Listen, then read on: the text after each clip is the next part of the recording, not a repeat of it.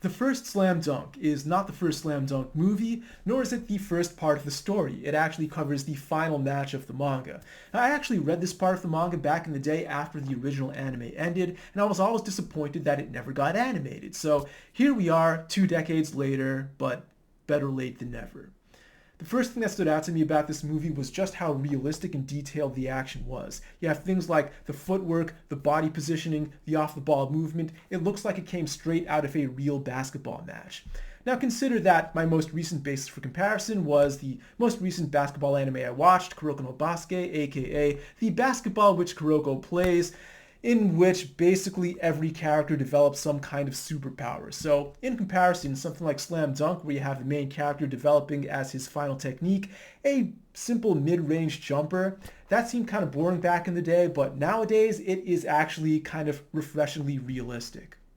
This is the final match of a long-running sports anime, so you'd expect all of the supporting characters to have some sort of major contribution, but still expect the main character to have the spotlight on him.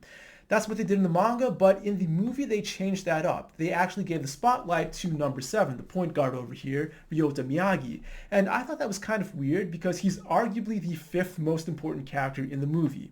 Of course, he deserves his character development, but I think that would have been better done in the previous match. Obviously, it's too late for that.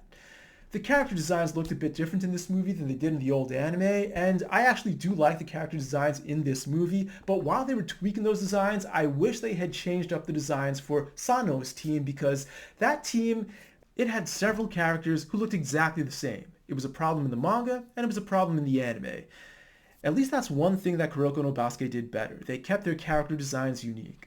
As far as I'm aware, this movie didn't bring back any of the original voice actors or the original music, which is kind of disappointing.